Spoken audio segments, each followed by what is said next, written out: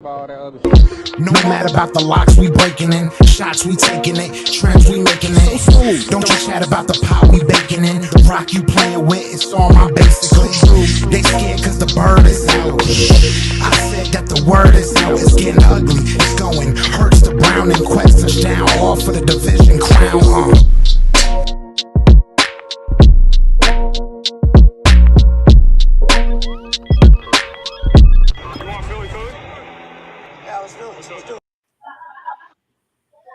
Good evening, everybody. This is the Philly City edition. I'm here with my guy Marv. I'm here with my guy E. Dorsey, man. We got a 3-0 start for the Philadelphia Eagles, man. We got a lot of content to put out to y'all, and we just gonna get right to it. So, guys, introduce yourselves. Good evening. It's Simply Swerve, TGI Swerve, checking in. You know, we've been gone for a minute, but we back. You know, a third. I want to say almost a third of the way through the season. We almost a third of the way through the season. And we're just here to discuss what's happening, what's going on. You know, talk a little birds tonight. Yes, sir. Dorsey, from Because I Feel Like It, you know. And yeah, 3 games in, man. I'm excited. I can't wait to hear, everyone's take, and see what's going on from y'all point of view with these last 3 games that we've had. So, like I said, I don't know who wants to kick it off, but I'm ready. Let's get it. Yeah, fellas, look, we got a 3-0 start, right? It's a lot of what we said in the beginning. All you guys, the guys just work hard, game by game. We had a lot of, what ifs that we thought were going to take place, but everything fell into place. Obviously the catalyst to all of that is Jalen Hurts. So how do you want to start? Do you want to start with the defense? Do you want to start with the offensive line? Do you want to start with Steichen? Do you want to start with Cannon? Where do y'all want to start? I want to give number one his respect off the rip, because like we discussed prior to going live, we all said that this was going to be possible. And granted, it's 3 games in, and the knock is it was the Lions, the Vikings, and the Commanders. But if I'm not mistaken, the Vikings made Aaron Rodgers look pretty basic in week 1, right? Yes, sir. So it was a lot of Jalen this, Jalen that. The Eagles can only go as far as Jalen takes. In 3 games into the season, um, I'm more than okay with what we have at the quarterback position.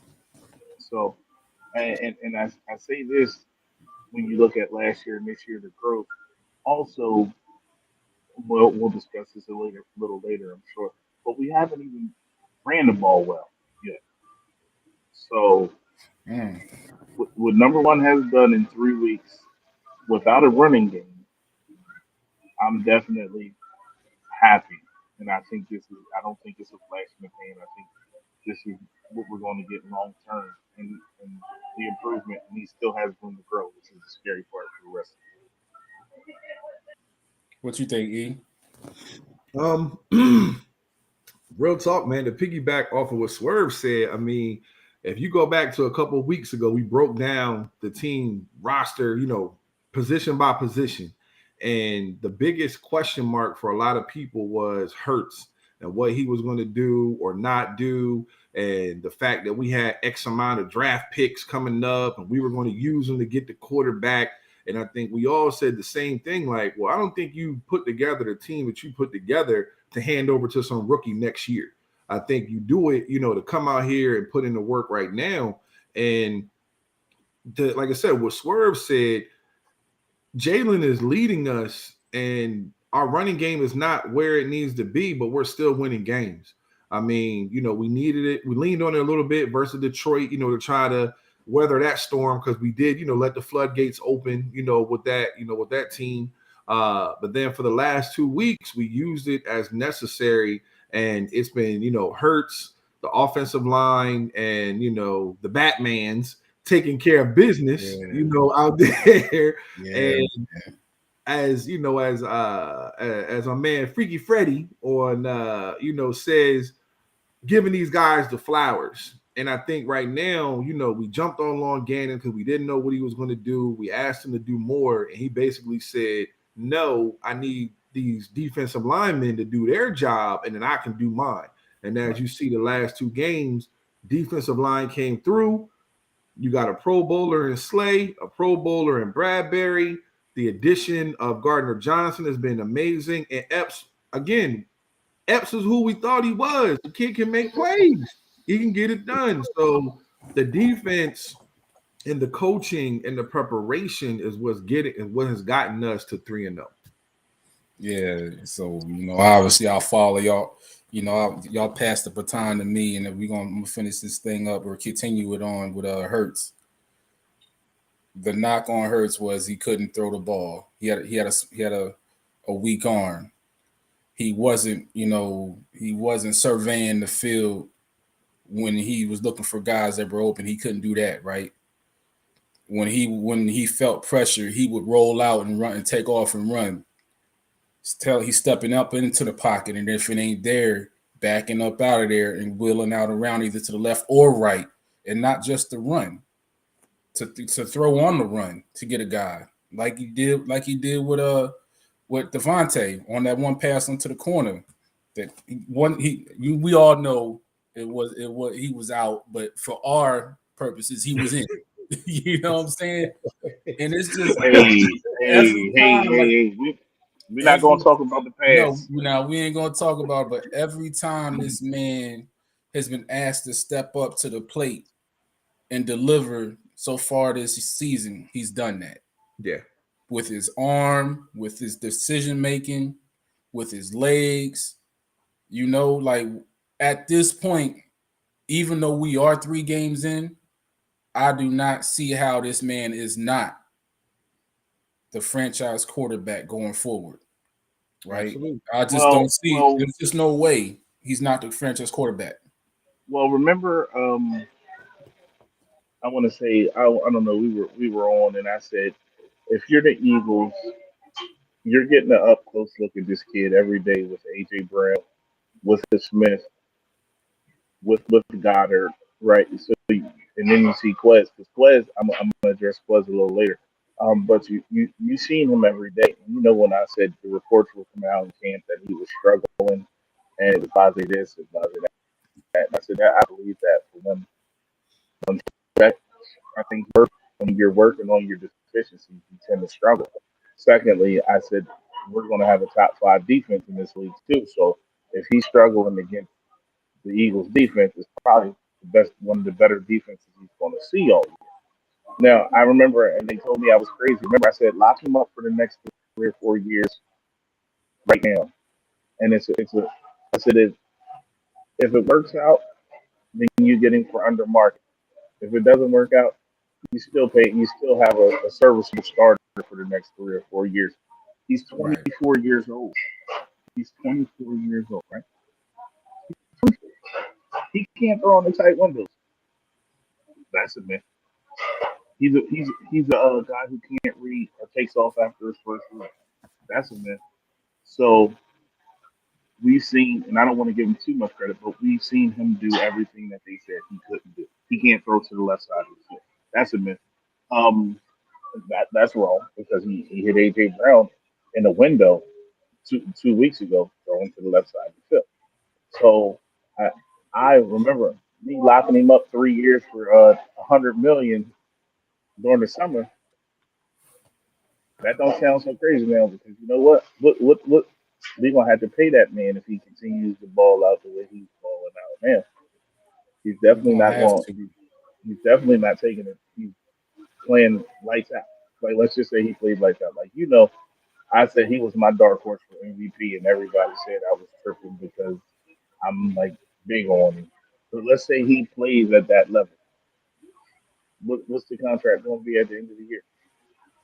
I mean, right now, if we talking, I know we're not talking MVP, but 3 games in, we're talking about him and Lamar, Jackson for MVP. And it's one of those things, dude, you want to play the game that the Ravens have played, and now they could possibly lose that man. No.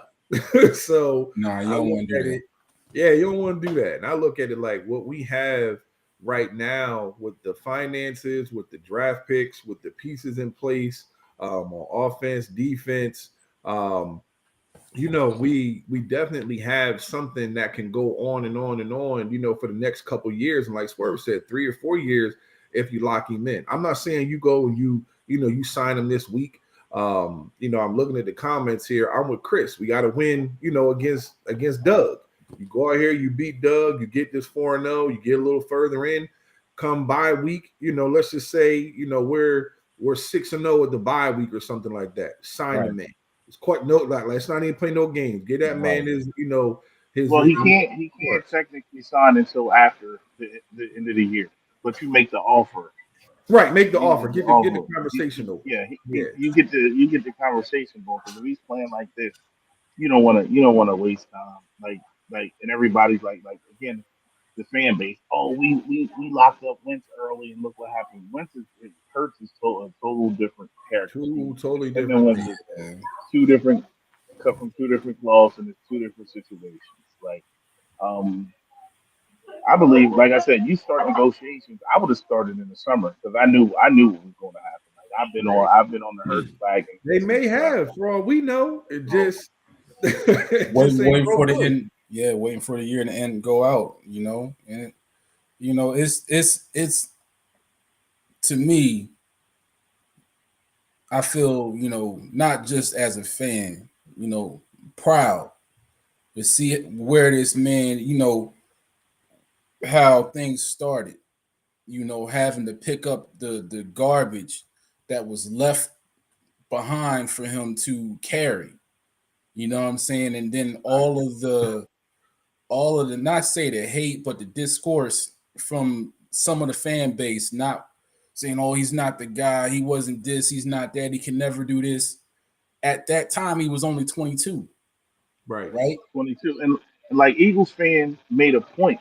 If you go back and watch that game in Arizona, Hurts literally willed the Eagles in that game. And if you watch that game and said this kid can't play at this level, you're an idiot because he went out there against Arizona and Kyler Murray and he held his own and he kept the Eagles and the Eagles lost. But if Hurts didn't play in that game, it would have been a blowout. It would have been a blowout. And Chris, I agree with you too. Let's get him locked in because you right after Hurts, you're going to have Smith's contract coming up. Right. So let's see if we can get him boom boom right out and get him locked in long term. Because like I said, he's 24 and I think Smith is 23. So we're looking at that combination for possibly the next 5 years. And AJ Brown's not old either. So we're looking at AJ Brown, Smith, and Goddard for the next 5 years, Yeah. which is a beautiful thing. And then when you look at it, these guys in this locker room follow him. Mm-hmm. They listen to him. They take in what he's saying, man. They, what he's putting down, and they're going out there and executing the plan. You know what I'm saying? They're executing it. I'm not going to say flawlessly, but the execution is tight. Mm-hmm. And you see teams like what I've seen over these last 12 quarters. Teams, even though the Lions have some fight in them and they're better, they're a better version of themselves this year. These last two games, Jokers have quit. Like they're just playing out the rest of the game. At halftime, I'm not even gonna say at halftime, maybe after their first possession of the second half, teams have pretty much just folded. And people are saying, well, earlier today. and we'll transition to this. The people will say that, okay, what about how they're not starting fast enough in the second quarter or in the second half? What I say to that is they're beating people up and their defense is holding people down still in the second quarter, in the second half. So what they're doing is in my opinion, what I'm seeing, they're not going to give you any. They're not going to give future opponents any more to game plan on. You're only going to get what you see in these first 2 quarters of the game. Exactly. We're not going to give you the whole plate. We'll give you some appetizers, but you're not going to get the whole plate. Exactly. You know what I'm saying? It's almost like you in BJ's or Costco's or Sam's Club, and they sample a portion. We give you a little bit of chicken here and there, but we're not going to give you the whole chicken breast. It's no need to put it on film. Right. There's no need to put it on film. Like I was explaining to, I watched the Minnesota game, and they were like, again, it's another game with no pressure. And I said, first off, what did Dalvin Cook do on Monday night? Nothing. You know I love Dalvin. He ain't do a damn thing. If you watch, that game plan wasn't about pressure and Kirk Cousins, because Kirk Cousins is going to Kirk. Kirk's going to Kirk. Yep. The game plan was to neutralize Cook, stop the cutbacks, stop his big runs, stay in your lane, and stay. It was basically fundamentals: contain, stay in your lane, and nullify Dalvin Cook and make Kirk Cousins easy. They executed that to perfection. And lock the hell up out of Jefferson. Jefferson my man hasn't been right these last 2 games. Nope. Locked him up. So now what did happen after that was tape was out on how to cover Jefferson. So now every team going forward is. I don't want to make a whole case for Jefferson, but he's going to have to figure out something else, because Slay locked him up. Yeah.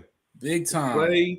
Slay, Bradbury, and Maddox, hats off to them. They get one of the player of the game, honorees, and we had to do something like that because, okay, you shut down Jefferson. Well, where was Thielen? I mean, if you're a fantasy owner, you love what he did in the fourth quarter, getting the garbage yards, but he did nothing.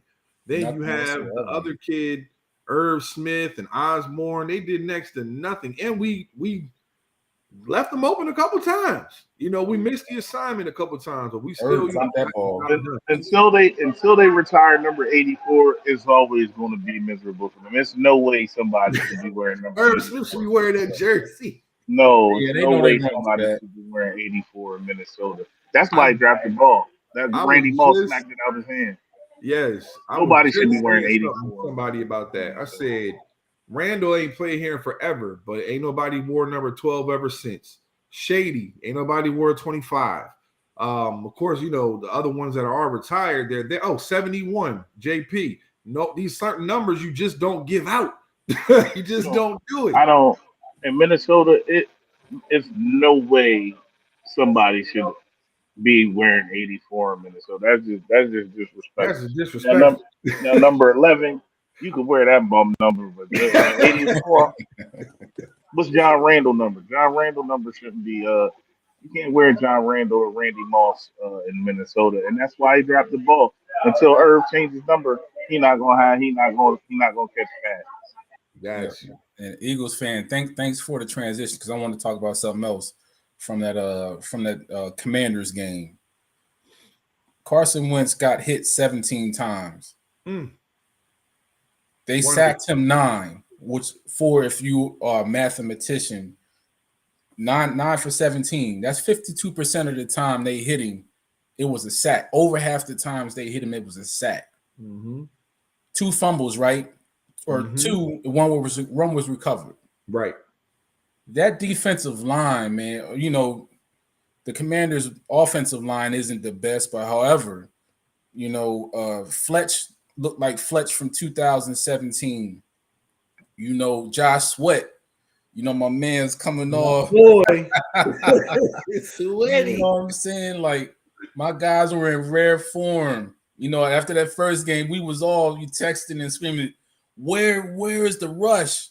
This is Jared Goff. Where is the rush? Right. And they started ratcheting it up the next game when they played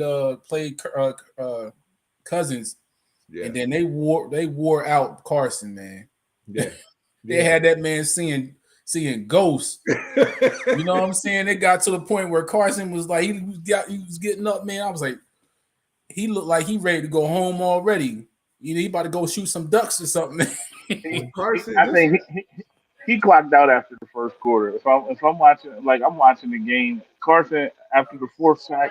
I mean, I think they hit him 6 times in the first quarter, but after like the fourth sack, he mentally clocked out. But we knew Carson is going to Carson. Like he got hit 4 or 5 times. He said, "Look, I want to use PTO, but I'm gonna." Everybody done went to work one day and just didn't do nothing. It was like you get to work and you just like, man, I'm over Yeah. this guy. That was Carson on Sunday after the first quarter. Hey, I was down here, man. I was watching the post game interviews. Man, what's his name? Rivera was like, Carson just has to throw the ball. He's not throwing it. You know what I'm saying? And then Carson at the end was like, those guys were just coming from everywhere. I was like, we know Carson. We saw it. Pocket awareness is still trash.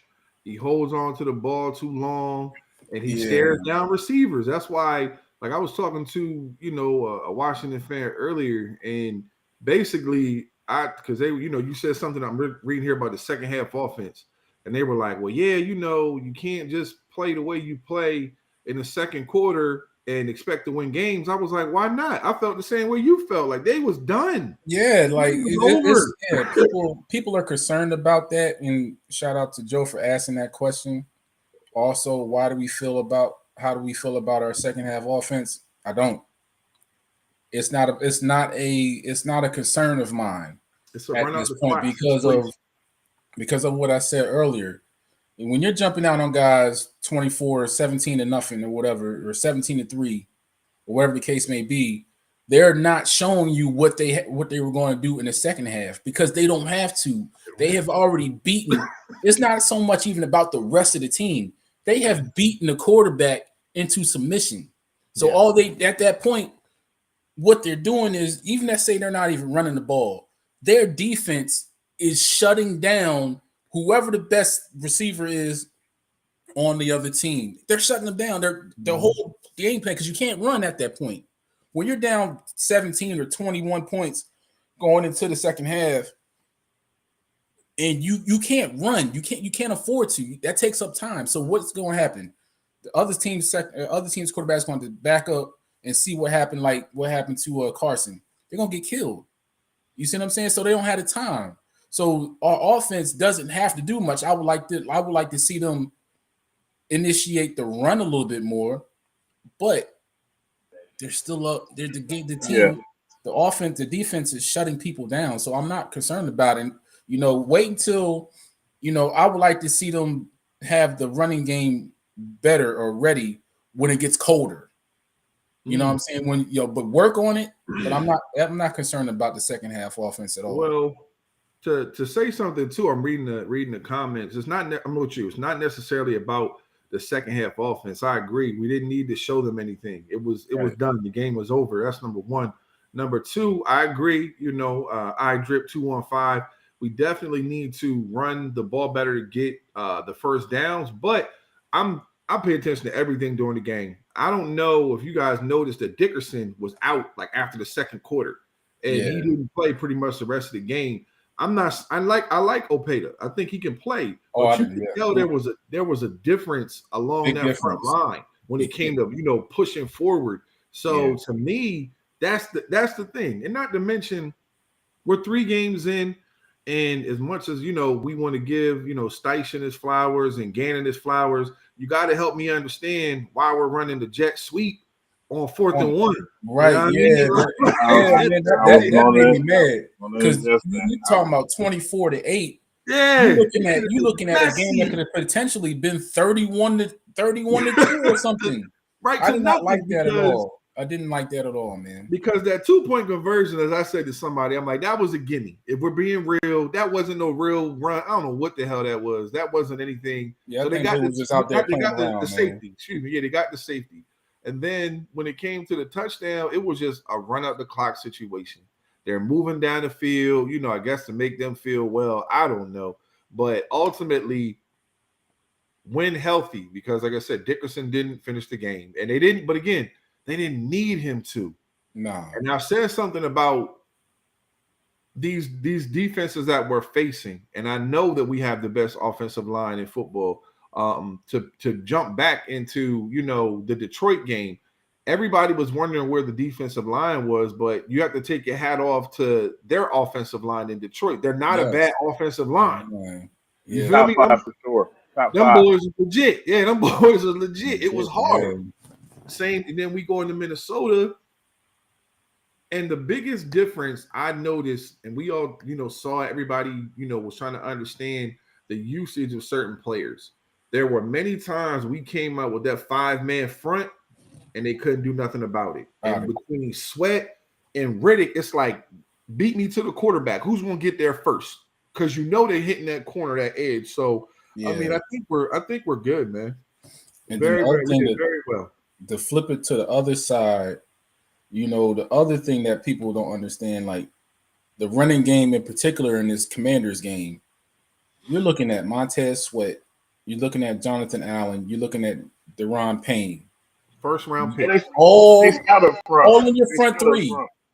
Their front three, I hope Chase comes back at some all SEC. All SEC. Even still, those three guys are in the middle, right? I think they play a 3-4 with a fourth. It's sort of like what the Eagles run at sometimes. They run mostly nickel. They got 2 linebackers, and they usually got 4 down, and they got the extra DB. That's what they run. Nickel. Yeah. So these guys are not no chumps up front. So you can run nickel when you got that line. Yeah, you're not moving them. I'm sorry. Yeah. So when you're looking at, and it wasn't like what's his name? Sanders got a small amount of carries. He had 15 for 46. Yep. Hurts didn't have to run a whole lot because he was killing them throwing. Boston came in and got a couple runs, and then that stupid end around to Pascal. But for the most part, you're not running on the Commanders. That's not happening. You know what I'm saying? That's why I think the game plan was to come out throwing them more, because they weren't just going to give up 70 or 80 yards to Sanders. They sold out on the run. It's funny. Yeah. I replayed the game earlier today because I wanted to see something. I'm big on film, but I was trying to understand why the Commanders had such a big issue with the Jags and why we beat the Commanders the way that we did. So I wanted to see the transition there. And it looks like against us, they sold out on the run. And Jamin Davis was spying on Hurts. So every time Hurts tried to roll out, Davis was right there. Yeah, he was right there. So in the second half, if you look at the play to Calcaterra, that was to their detriment. Like, oh, you want to spy on him? Say less. We're going to roll out, hit him right over top, because you're just sitting there. You ain't following the tight end. You're just sitting there. You're sitting there waiting. Exactly. So, when I took a look at it, I said, no, the I cannot say this. They did. Washington just sold out on the run. Yeah, I call them Washington too. Mama call them Washington. I'm gonna call them. Now we're going to Washington. But if you're looking from like a TV screen, like I watch on the 22. But if you watch during the game, those safeties, it was like those safeties were down in a box. Like if you see the safeties on TV, like if you can see the safeties on TV when you're watching, and they're coming forward, and that's where I was happy. I was happy with the play calls, because anytime I can see the safeties in the screen for 3 or 4 plays consecutive, that means they have no fear of anything going over top. And Quez went over top, and then he ran past that safety, and that safety had to grab him and stop him. What's a wild goose? Who the hell is Wild Goose? I had to go see if I had any extra old bottles in the cabinet. Wild turkey. He was shook. I said, man, listen. Quez, they put him in bad positions because they just kept creeping forward. Like I'm watching, and it's like they're coming. The safeties, like this is the line of scrimmage, and you just see the safeties doing this and this and this, and then you see Quez, and I'm like, that was a great call. He had no choice but to interfere with the pass. And then they did it again 2 drives later. It was like the safety. They ran the ball. They threw a little dump off. The safeties kept creeping up. And as soon as they seen them safeties 10 yards, 10, 12 yards off the ball, they went and took another shot with Quez. So I am happy that they're doing that because that was something that they didn't do. Well, you know me, I'm screaming for the big play from the jump. Like I'm the type that's gonna come out because I think if you come out and throw the big play first, that's gonna make the safety stay back and open up the run. But we're doing it the opposite, and I respect it. But I'm all about the big play and throwing the long ball to keep the safeties honest and they did a good job of that on Sunday. Yeah, we got about 4 or 5 of them. Obviously, so I don't see there's much. The one thing I did not like, I'm all for giving younger guys, and you kind of contradicted myself here, or being a hypocrite in some cases. I do not like Britton Covey being back there on the punt return. I don't like it. On. Time out. Here's my thing. I literally was just talking about this earlier, and I said, I don't care if it's Covey, Devonta Smith, or Quez Watkins. They have to block better. Yes, he muffed the punt. I'm not going to lie. And we're keeping it real, 53-53. The only position that we're not better at Washington at is punter. Tressway is legit. And Tressway laid, some in between the 10 and the 5. I'm with you. I want to see him return so that I can trust him. But it's hard to go from Darren Sproles to Greg Ward to Jalen Reagor to Covey. Like, I would like to see him with some real blocking in front because I know what he did in college. But then if we take him out, Black, who we going to put back there?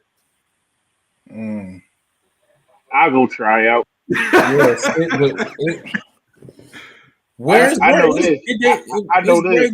Is Greg on the field? Is Greg on the team, or they cut him too? Nah, Greg is on some type of reserve, like injury. He's not technically on the roster. He can't play. So he's on IR then, probably. Yeah, he's on some weird thing. That guy, if you look on ourlads.com, Greg Ward is like one of the guys that I don't know if it was an injury settlement or something like that, but I don't think he's going to play this year. But even then, he's just fielding. He's not. There's no big play there. Yeah, he's just pretty much just like, yo, bro. Like, if you catching the ball is not in your best interest, just let them just let it go. You know what I'm saying? Yeah. And I hate even seeing that, but I'd rather that happen than seeing you get folded like a trapper keeper. He got folded, but I blame for years, our special teams were stellar, top notch. And I think you got to have guys like a Brayman, a Alexander, a Maragos. You need guys who just do well at that. And all of our guys are young guys. Other than Pascal, Pascal and Bradley, everybody else is young. So it's like I'm not trying to make an excuse. It's just one of those things where I'm like, I agree. I definitely was not pleased with what I saw. And that could have been disastrous if he didn't. Yeah, that's what I was thinking. Yeah, that could have been bad. But it didn't affect us. It didn't hurt us. And I can't even look at one time that it does. Right. One time that it does, then we're gonna be back on next week. Then I'm gonna shut up and be like, all right, Black, let me check the waiver wire and see who out there. But there's nobody out there. Call up Swerve. Swerve. I'll be the biggest punt returner in history. Guess what? I ain't fair catching. The first person going to run into me and fall, and I'm gonna fall forward and get about 3. But real talk, man. Like I was just saying earlier, Covey may not be back to return punts because I think he's past his allotted time of coming up and down. You know what I mean? Right. I think so they're going to have to figure out what they're going to do. Put him on the 53, but then who do you take off? And I don't think they're going to do that because Dillard should be coming back soon. You feel me? So it's going to be. So then more than likely they're going to put Devontae back there. But for all we know, and I know it's Quez, but for all we know, they still have other guys. They may give the kid Allen a shot. I don't know. I would like to see him on the punt return. Maybe not as a returner, but on the punt team as the gunner, that kid Devin Allen, because he's still on the practice squad. Okay. I would like to see him, go flying down there because now our special teams is leaving a little bit. It's undesirable. I would like to see a little more, but there's nobody out on the street. There are no more, Devin Hester's, Eric Metcalf's. There aren't guys who just return, a B Mitch. They're not there no more. So for us, we're going to have to use somebody who as much as I love Quez, I think him having fresh legs to take the top off is important. And I don't want to put him out there on kick return and punt return and all that kind of stuff. Yeah, Chris, Deshaun is out there, but Deshaun too old. I don't want and he ain't gonna come back for that. He's not gonna come back just for that. No. He ain't coming back just for catch passes. Yeah, man. So we see a old friend of ours this week. Dougie, listen, hats off to Dougie P. If anybody in the building boos Dougie P, backhand them. This is the one person. He and Andy Reid are the two people who come into this building and you can't boo. You gotta pay the respect. Yeah. So, but I agree. Dougie P gonna take an L this week, man. Like, and the thing is though, like, in the wildest of imaginations, if they did take a loss to them, I would it would bother me maybe for the first 15 to 20 minutes, but Doug bringing the first championship to Philadelphia would be like, okay, buddy, cool. We ain't going to see you for another 4 years anyway. So I'm like, all right, buddy, you know what I'm saying? Because, from what I'm seeing out of the Jaguars, man, they're up and coming. Much improved. Do I think they will beat the Eagles? I think it'll be relatively close through the first half or so, but then the Eagles will start to pull away. But Doug got a raw deal. We all know it. You know what I'm saying, between him and the ownership. But Doug is still a good coach. Yeah. And that's just is what it is, man. The guy can motivate you. He's a player's coach, and he holds you accountable. You know what I'm saying? He just got stuck in a bad situation here, with a couple of messed up drafts that didn't help him, and then a quarterback that just kind of, we're not going to get into the mental health thing. He just, things got out of hand, and he couldn't reel them back in. So that being said, what are your thoughts on the Jaguars? Swerve? Well, I mean, they're young. He's building a program. You have a quarterback in Lawrence who I believe is going to be a really good NFL player. You have ATN and Robinson. Both of those guys are professional running backs. They you bought Evan Ingram and from the Giants, who I think, well, the Giants haven't been good, but I think Doug is going to work them in the offense. You have Kurt, you have Zay Jones down there. They have players on offense. They have players who have a lot of ability. They're just young and they're going to have to grow together. And defensively, we've seen them play a really good game against Indianapolis, and we've seen them play a really good game against Washington. So I mean, there's talent on that team. This isn't going to be a cakewalk. I'm not going into. I'm not looking at Arizona right now because I'm taking it week to week with Jacksonville. So I don't think it's going to be as easy as a game as those who don't realize the talent and Doug can motivate you to play for him. Doug's one of those guys that you want to play for and you want to go out there. So I think it's going to be a close game for a little while. Like you said, I think the Eagles they got to beat up on them and wear them down and pull away in the third quarter. So I think the Eagles should win. And then we also have to take into account that there is a hurricane. Oh yeah, So, I forgot about that. The hurricane's everybody coming down up. there gets better. Things So maybe we will get to see a little bit more of the run game this week due to weather conditions. So, but I think if it becomes a battle of the run game, the battle of lines, I think we have the better offensive line and defensive line.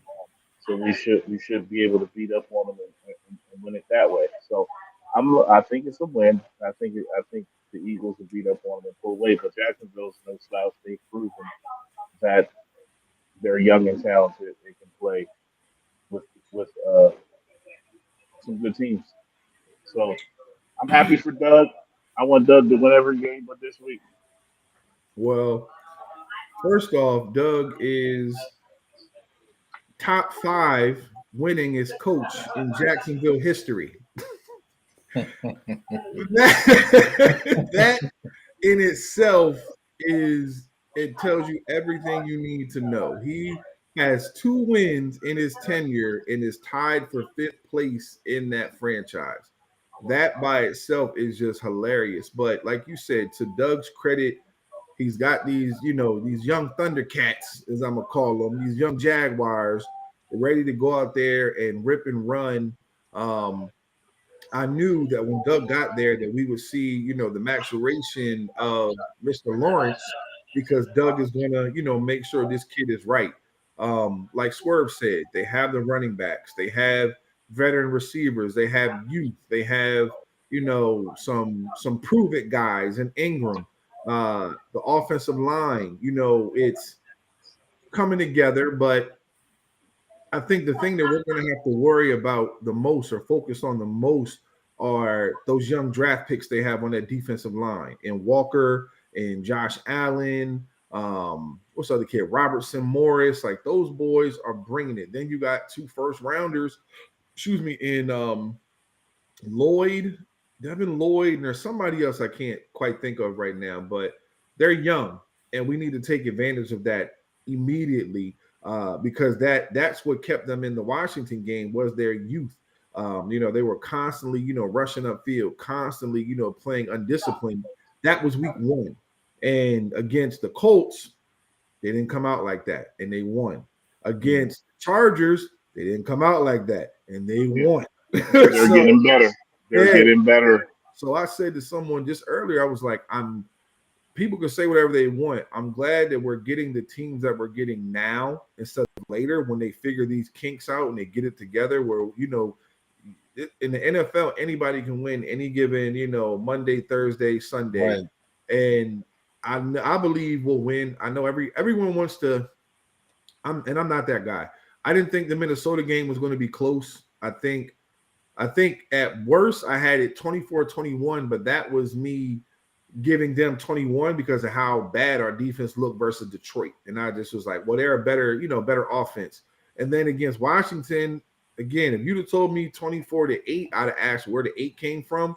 Mm-hmm. But I really was just like, no, like we can do so much with what we have because top to bottom, this is a better roster than theirs. And if you intend on, playing in December, into January, and actually be playing for something, you gotta dominate teams like this. So I think, when they come into Philly, we stomp on them and we send them back to, maybe they're gonna stay a little longer because of the hurricane, but we stomp on them and we get this game over with fast like we've been doing the last couple of weeks and preserve ourselves for the latter half of the season. But again, I don't think they're a slouch. I just don't believe that they're ready, for us right now.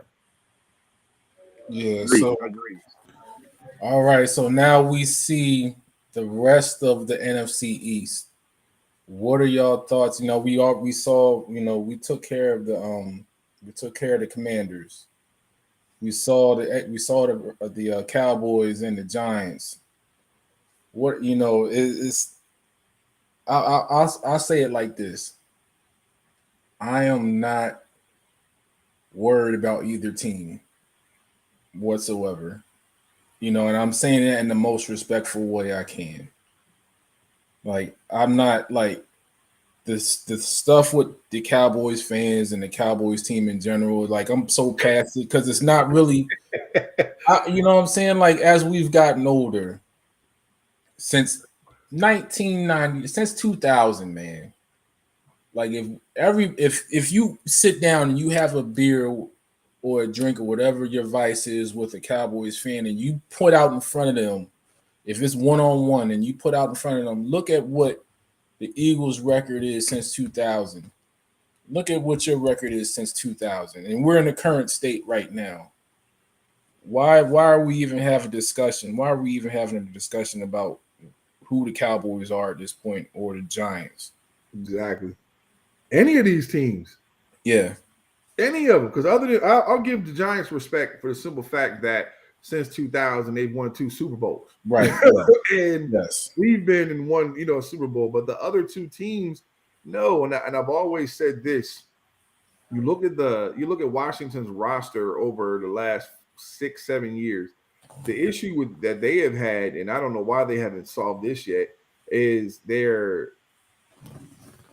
training room, because they stay with more guys on injured reserve than a little bit. They can't finish the season. You figure damn near 3 years in a row, you lost your quarterback. You lost I forgot who was there before they got Alex Smith. It was Kirk Cousins. What are you talking about you talking about in RG3. RG3, right. RG3 gets hurt. Alex Smith gets hurt. Fitzpatrick gets hurt. Right. At the end of the day, I need to look at the staff, look at this field, like it's the same thing. So I'm like, until they figure out what to do with their staff and keeping players off IR, I'm not worried about them. Got nothing but love for Ron Rivera, but that's a whole cluster F going on in the front office and the ownership. Ownership. Yeah, I'm not worried about them. And then in Dallas, it's laughable because at the end of the day, Dallas too, they won't spend the money for the big players or the good players. They let guys go. They're trading guys that they need to hold on to. And, you're giving jobs away to people who should not be, should not have certain jobs, like a Kellen Moore, like a Jason Garrett. This is a joke. And then with New York, like I said, hats off to them because they have at least they were something. They beat, Tom, the undefeated team. They beaten them twice. And, for them, they just had a horrible contingency plan after Eli. I don't know who picked this kid, Daniel Jones.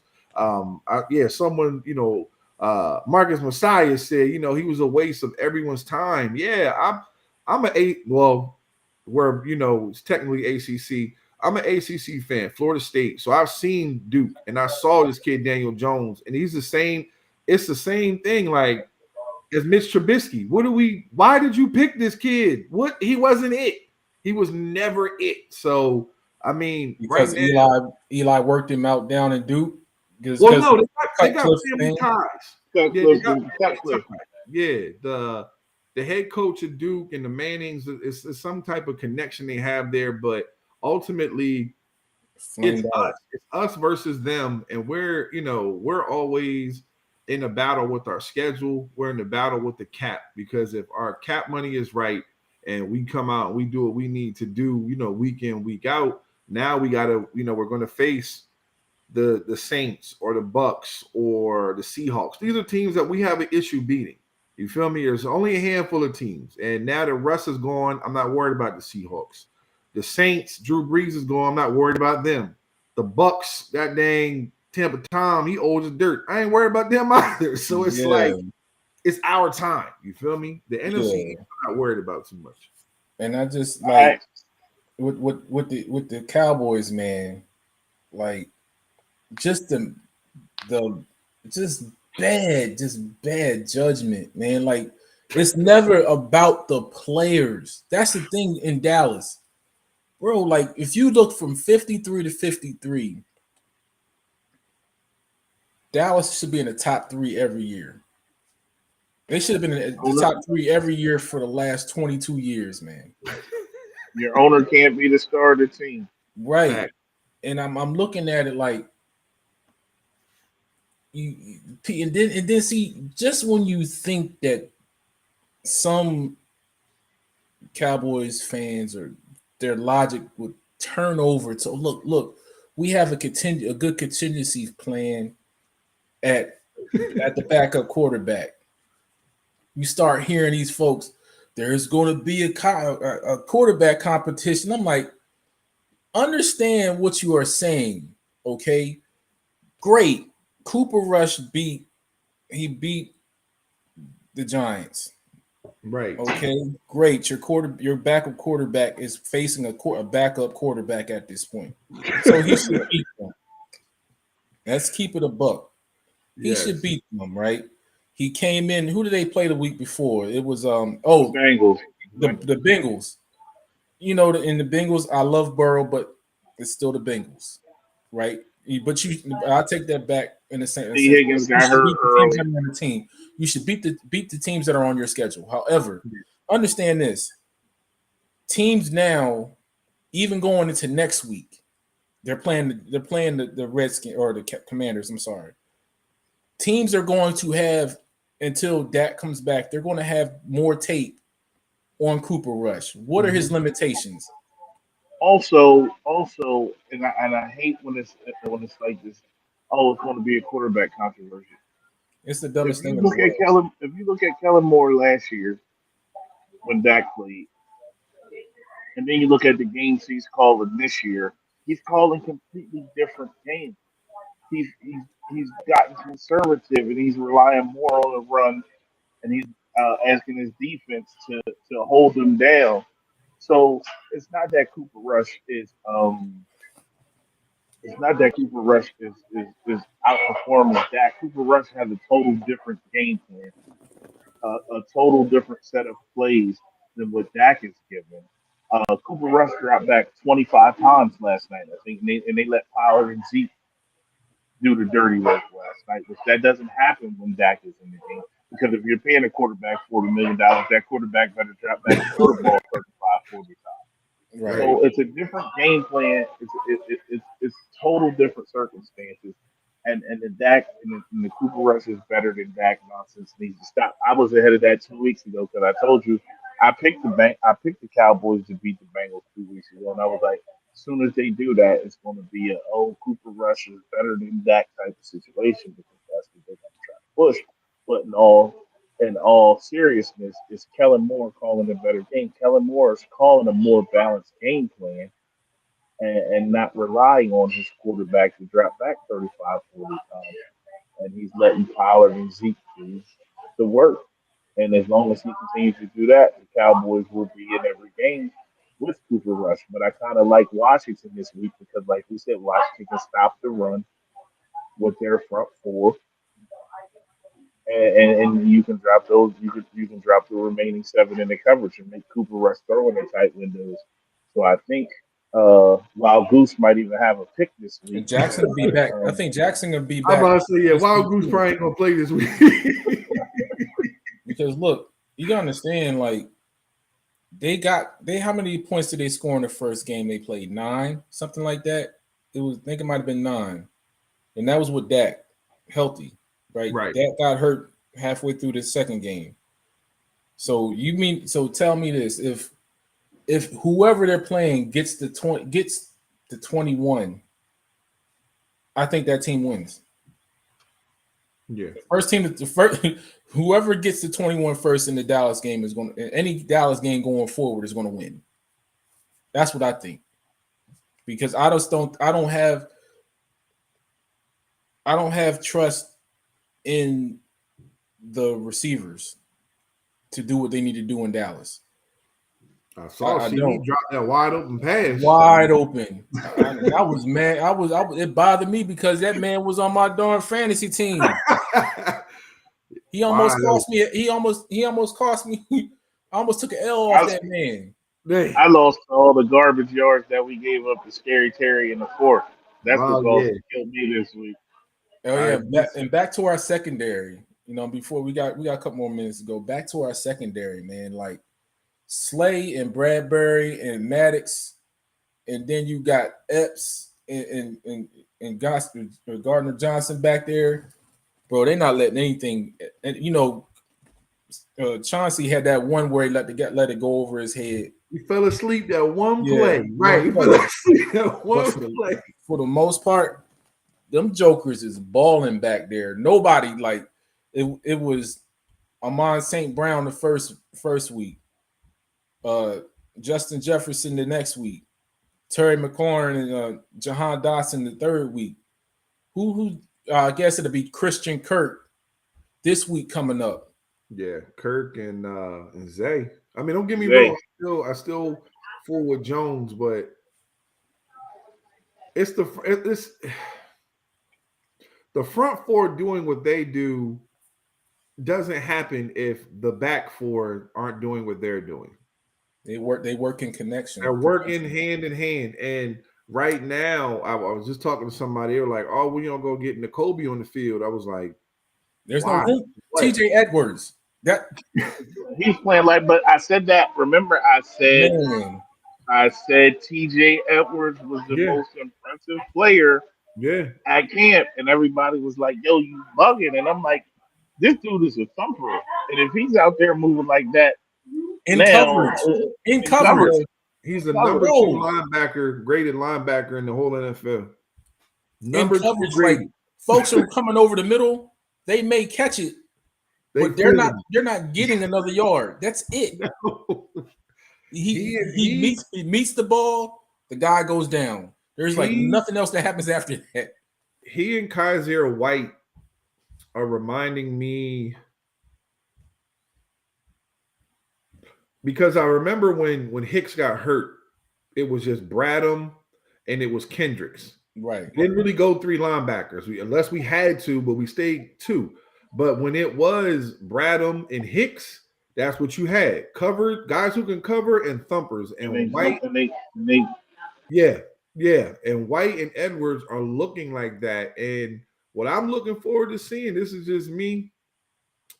I cannot wait to see Jordan Davis versus because the Jags have a rookie center. So seeing Jordan Davis versus another rookie, now that he's going up against some pretty decent centers, some decent offensive lines, and Hargraves and Cox, and the fact that we've done what we've done, and I can count. We probably had two blitzes that actually got home. One was Gardner Johnson blitzing. Another was when Edwards blitzed. He got a sack the other day. But I believe that secondary is playing dominant because actually when Slade went out for a little bit, McPherson may have had like one hiccup. I think he gave up one catch, but other than Yeah, I that, don't want him again. yeah, he shut it down. I don't want to see him either, but I'm just Yeah, saying. that's another thing too, though. nah, bruh, I don't need him on the field. I Let me don't. tell you, yeah, like that was we got a sniff of, knock on wood. I don't I don't want none of these guys to go down. Please No, not. I don't want to see Bradbury go down or Slay go down. I don't know. no, No, uh-uh. because it just compromises the defense and it makes Gannon revert back to what was happening last year. Which To is that shell that Yeah, shell. I don't where want. they had And he they played it had Derek right when Carr. Slay. They had Right when Derek Slay, that's Carr. when they got their touchdown too. Yep. Right when Slay went out, he started going into that shell, and next thing you know, they was right down the field. Yeah. I didn't want no parts of that, man. Yeah, it's just, but as far as N'Kobe getting out there, I don't see. There's not, the way Kaiser and the way TJ are playing. There's just no room right now. Yeah, get healthy, young fella. Get healthy and learn because Edwards, like I Do they told resign everybody. him? Do they So resign TJ? TJ, Because I don't know what you do at this point. you have to if he play. I mean, you have N'Kobe there, but it all depends on how the season plays out. Like it really all depends on how the season plays out. But Well, if TJ, I'm gonna be honest, man. I love our team, man, but I love defense, hard hitting defense. Kobe's not ready. He's not ready. I watched him in the preseason, and he couldn't get off the blocks. He couldn't get around them. And it's not that he can't do it. That takes time. You got to know where you're supposed to be, where your guy's going to be. And Swerve, you play the position. You can't hesitate. If you want to play on that front D line, you gotta unload the clip. you got You gotta. You can't second guess you. I'd rather you go hard and be wrong than hesitate. And yeah, that's my opinion. Again, I'm one of them super aggressive type coaches, but or a player, even as a player, like I'd rather go 100% be wrong than hesitate and mess up. And you right, you're right. I agree with you. Yeah, so it's like you re-sign Edwards because one, you're gonna get him on the low end of the deal because he's an undrafted free agent. ain't like we drafted the kid. Like you're gonna get a deal any way you want to look at it. You're going to get a deal. And I didn't know, until I heard, I watched the game. I didn't know he used to play quarterback, back in the day. He did all these different. I'm like, yeah, that's why he's so intelligent. He knows where everyone's supposed to be, and that leadership is what we need. So I like the fact that Nakobe can sit back and learn from him. That's the thing. That's the abundance of riches. And even though we're 3-0 right now, we're not 15-0 or 16-0. 3-0 feels good to know that we don't have any major injuries. We have guys, who are getting better. And then you have these young dudes who are learning. And at the end of the day, as we continue to win, our rivals continue to lose. So every week, I'm rooting against the Saints. Because right now we got the number 7 pick. Yeah, I was about to say that. I was about to say that. Yeah. The 7th and whatever our pick is. Whatever our pick is. Hopefully 7 and 32. You did? 7 and 32. Imagine that. Hopefully 5 and 32. There you go. Top 5. 32. Nothing but good could come out of this season, man. You know what I mean? And that's what, I want everybody to stay healthy. You know what I'm saying? Hurts to get that contract because right now, the way this team is set up, man, they're set up for at least the next 5 years. We have a window. And it's not that same window that how we talked about in 2017. This is a completely different window because, like AJ Brown, I think he's with 26. You got the 26-year-old Brown. You got a 23-year-old Smith, 24-year-old Hurts. You have Kelsey's replacement, who I believe is a player. You have ACL man Dickinson, who I clowned him all last year, but he's proven me wrong. Mm-hmm. You got your left tackle locked up for the next 4 years, and Lane doesn't look like he's slowing down at all. If Lane stays healthy, we're gonna be solid on offense for at least the next 3 or 4 years. And you just got the steal of the draft with Jordan Davis. Sweat. He's developing into a player. We haven't talked about Mr. Williams. So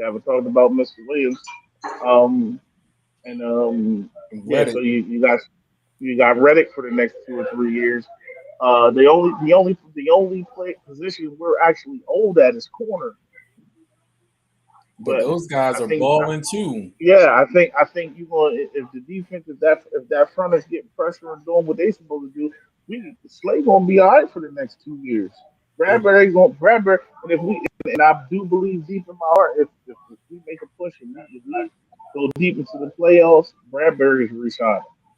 Yeah. And what if you use that? Let's say it's like the 5th pick in the draft, or it gets to the 3rd or whatever. That could be another cornerback. Jameis need to sit down because his back hurt. My baby is hurt. He ain't looking good, man. He ain't looking good. Sit him down. But I mean, and the 3rd, well, I'm gonna be honest with you. I ain't taking no corner at the 3rd pick. I want one person and one person only, Mr. Bijan Robinson, running back, Texas. That's the only cat I want in that top 5. That's it. And that saves us money. I think Sanders is fun to watch, but I'm not sold on him. If you can get Robinson with that Saints draft pick, you have to take him. You have to. You have to take it. Well, is that that's depending what on we're missing. what? So I mean, that's another topic, man. Like, I still don't trust, Miles to stay healthy. However, he looks considerably better than he did last year, running in between the tackles, getting the tough yards whenever the yards are presented to him.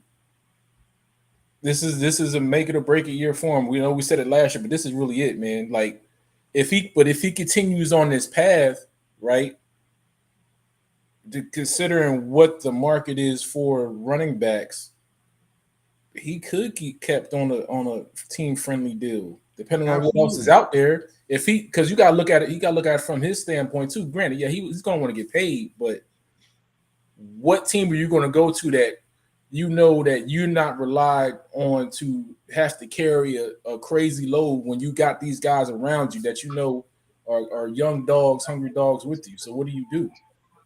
You know, This is the issue, right? This is the issue. Miles isn't a featured back. If I can be brutally honest, like, and I love Miles Sanders. I watched him, Penn State kid. Uh, he has all the tools. Like him and Saquon are really similar, right? Yes. They both have been the best athletes on the field the majority of their life. And what Yeah. happens is when you have a really good athlete, you play him in coming up, you growing up, your best athlete. Like I was the best athlete growing up, so I played quarterback because I had the ball in my hands all the time, and it was like either you're just gonna make something happen. So Miles and Saquon were so good, and Kevin Jones. I go back even if you go back a little Mm. further, Kevin Jones. Those type of guys growing up have always been so much more athletic than everyone else. They never learned how to play running back. They never learned how to run the ball. You know why? Because when I'm in college, how many times did you see Kevin Jones lower his shoulder and get a tough yard? How many times Didn't have did to. you see Saquon lower his shoulder and get a tough yard? How many times has Miles Sanders lowered his shoulder and gotten a tough yard in college? They don't have to because they're that good and that they're not physical style running backs. So you get to the NFL and everybody runs a 4-4, everybody runs a 4-5, and on 3rd and 2, when you usually whittle your way out of the situation, you can't do that anymore. And that comes with years. That comes with years if it's not in you. If that's never been your style, it takes some time to adjust. So Miles isn't a feature back. He's going to be a back by committee, and it's going to and the teams who need someone to split the backfield is going to determine what his actual value is. So can we get him back? Yeah, but I think his number is going to be no more than 6 million. It's going to be a six million ish. And if he's not going to come back for 6 million or less, then he's not going to be back unless he goes out and does it. And goes Chris Johnson for the remainder of the season. Now if he right? goes and gives me a CK2 Jet CJ2K type 14 games, then we can talk. But he's not coming. He's not coming back unless it's a team friendly deal, and he's going to be okay with being the lead, but not a feature back. I mean, we haven't had a feature back since Shady, and it's worked out. But is Miles Sanders a lead back? No. But then again, in the league today, how many feature backs are there? You have Henry, you have McCaffrey who can't stay healthy. You have Nick Chubb, but Nick Chubb still splits with It's really what's my just guy? Dobbins. Dobbins and Henry, the only two touch the ball 20, 30 times a Yeah, game to catch. And Kareem Hunt. I Taylor. was trying to say And Taylor, yeah. And the kid Taylor. Taylor. Yeah, that's Taylor. it. I mean, That's okay, it. let me ask you guys this, and this is no knock on Miles because again, I like Miles. I like Miles a lot, and I want him to come back. But if you can get Kareem Hunt or Miles Sanders for the same money, who Kareem would you Hunt. take? No questions asked. But Kareem Hunt. that's the thing though. Like Kareem Hunt wants a payday. No, but yeah, I know. So is Miles Sanders. Miles Sanders is going to want a payday too after this year. Marvel, Yeah. see, and then in that aspect, you keep. I mean, you keep Miles, man. You know what I'm You saying? And keep the reason I say, Miles. You keep Miles with the injury history over Kareem Hunt, who is proven if you make him the lead dog, he can carry your team. yeah, but either way, you're losing both, What do and you that's mean? not the intent What you mean? because they're not going to. Then if they go get Hunt, are they going to resign him? No, No, I don't think I'm talking about all season. I'm talking about in the off season. If it comes up and Kareem Hunt and Miles Sanders want the same money, like let's say they both want 3 years, $30 million, right. and you said I'm going to pay it. I'm going to give this running. I'm going to put $10 million a year into my running back, so I get a bell cow. So if you're going to give a running back $10 million per season for the next 3 years, and you have your pick between Miles Sanders and Kareem Hunt, who would you give that deal to? Mm. I don't know. I can't. Yeah, I And mean, listen, because I like both of them. Both of them bring different aspects to the game. I do. I think we haven't used the screen game like we should. I think we shouldn't. We haven't used the screen game like we should, and I think that's But where that's Miles not. excels. Is that But is we that a haven't had product to. of? Is that a product of? Because they haven't ran the screens in 6 or 7 years. You know what I mean? It's. I think it's more a product of how teams run it now. Because they run more tight end screens more than they do running back screens. Yeah. You know, Tight even though wide Kareem is receiver a good screen. receiver, Yeah. that's not any guarantee that they're going to run a screen for him. I think No, I'm not. one reason, and I'm with B Jordan, and I agree with Nate saying the numbers don't lie, but I'm taking Kareem for the fact of what you just said. At the end of the day, Miles is vision. He's not.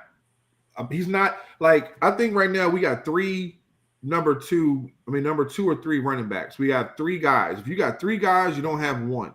That's just like having two quarterbacks. You got two quarterbacks, you don't have one. So for me, when I see Kareem, I know I can give it to him on first, second, or third, and he'll get it done. Then if I got to bring in a Gainwell because I want a mismatch issue or Boston, like right now, Boston Scott and He's our toughest runner. our power backs. That's a problem. I don't like that. So for me, Jalen Hurts is our short yard running back. he's our short yard running back, and I don't like that. Like I'm actually, and I'm not saying I dislike Miles Sanders and I want him to go, but if the question is if I had to pick between Kareem or Miles, I'm picking the true runner because I remember pre kicking a girl in the face, goddamn Kareem Hunt, single-handedly beat the Patriots when he ran for like 200 something, 3 touchdowns. Like he obliterated a team that was ended up going to the Super Bowl because he's that good. So for us, and again, I think once the kid Sermon gets it together, they got to give him a shot, and that falls into what Swerve said of these guys playing years and years together. So you don't bring in. Go ahead. Here's my question: What year did Miles come in? 2020, 2019? This is his fourth year. This Miles is the came last year of in his contract. 20? I thought it was 2018. I thought he came after the Super Bowl. This is 4 year. Yeah, this is fourth year. This is fourth year. Because he came in second round. This is the last year of his contract. Yeah. Hmm.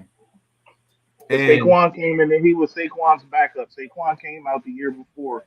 And this is year 5 of Saquon. It's year 4 of Miles Sanders. Yeah, and I don't think you bring in a AJ Brown, a Cal Katera, a Sermon, a Devontae. There's a one connection with all of those guys, and that's Jalen Hurts. They all have played with him. They all have, shared collegiate time with him, or they're really close to him. I'm not saying Miles Sanders can't get it done, but Sermon wasn't brought in because we thought he was the best dude on the waiver wire because he wasn't. I'm sure that somebody had to say something about him coming in, and that somebody is Jalen Hurts. And it's not even to say that he's trying to supersede Miles, but if you look at what Sermon did, early on in Oklahoma, you look at what he did at Ohio State, that's a back. Like here's the whole cut, get downhill where Miles, I like him, but I like him to do certain things. And until we use him the way that he needs to be used, like you said, in the screen game or off tackle, he's not useless. He's just not getting it done the way that I think he should, get it done. Man got to get on the Michael Jackson loafers with the white socks. That's what he got to do. Right. I'm saying, look, we great. Go sign Bo Scarborough. Not Bo Scarborough. Who's the other Alabama running back? I mean, we need a big back, and we got to. Trey gonna get his shot. Trey's definitely gonna get his shot. Yeah. But I'm just saying, like, I want Miles here, but Miles can't. Miles isn't a feature. Like this back by committee. When you do back by committee.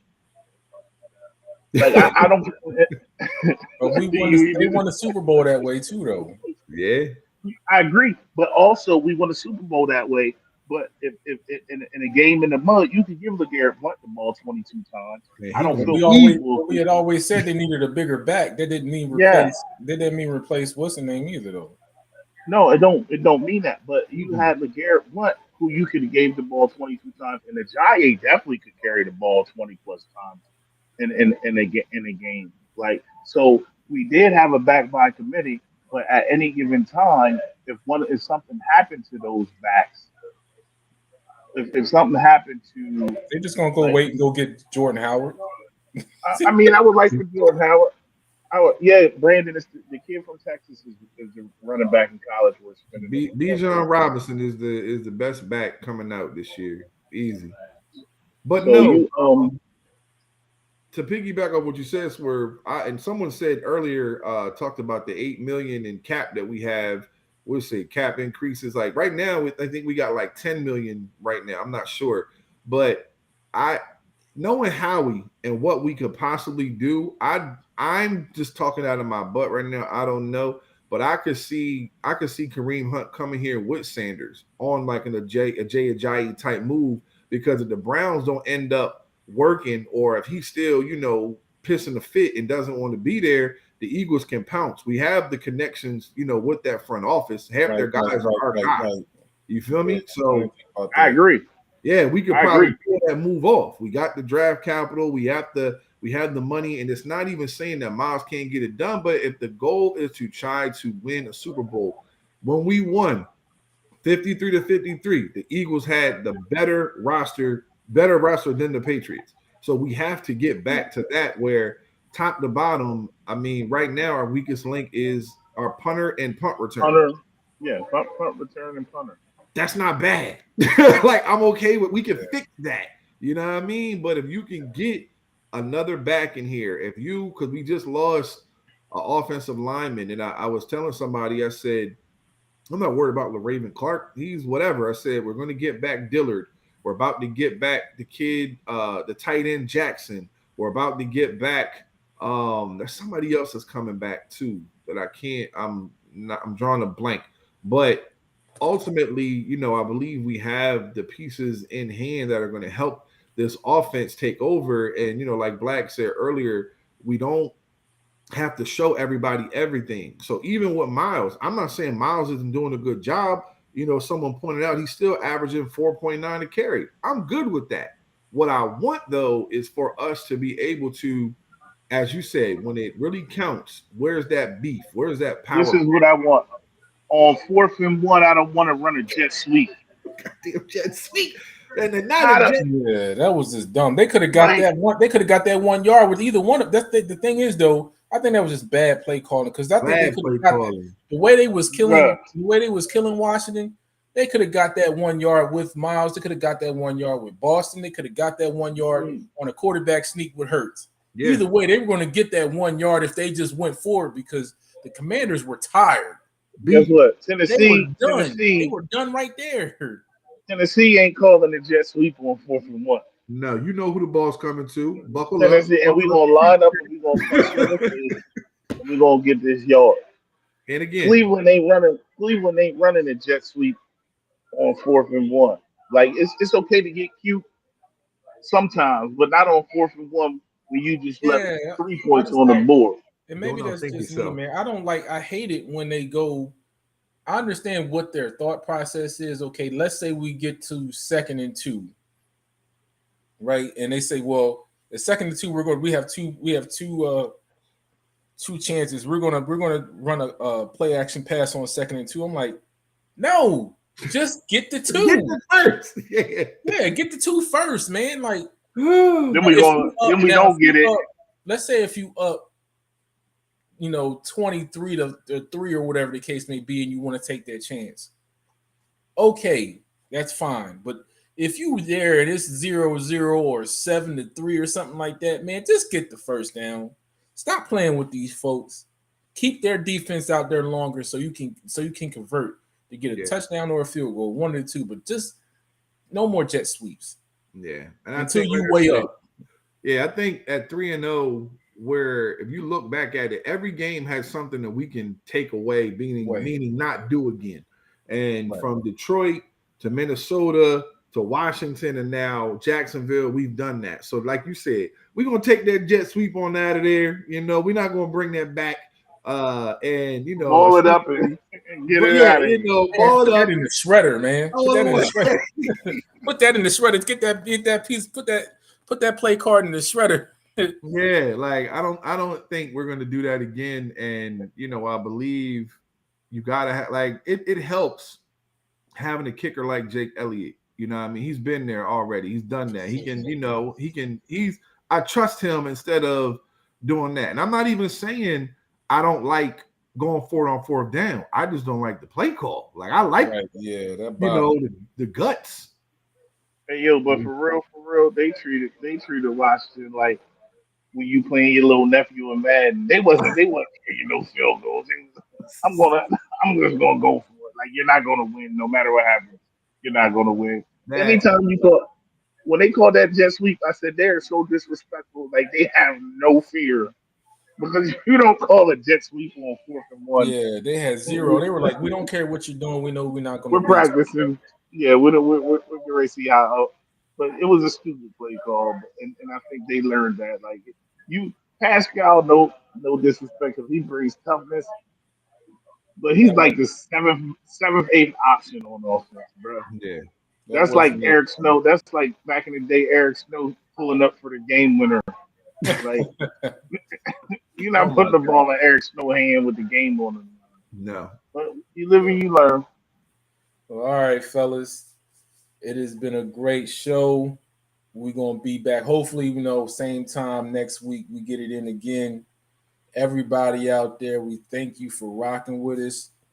Hit the subscribe button, hit the like button.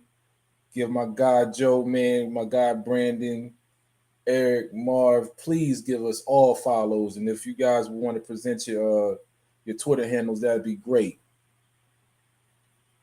Oh man, I ain't got no Twitter for this, but it is because I feel like it. On IG, like you said, we haven't been on there in a minute, but essentially, I'm always glad to come on here and knock the rust off and come chat it up with Swerve and Black. I definitely want to keep doing this, man, and we like we said we gonna get it together, man. Any day y'all want, man, I'm with it. It don't even matter. You know that one day I did it in the car at my son's practice, Jack. I'm with it. It don't even matter. Yeah. I'm with it.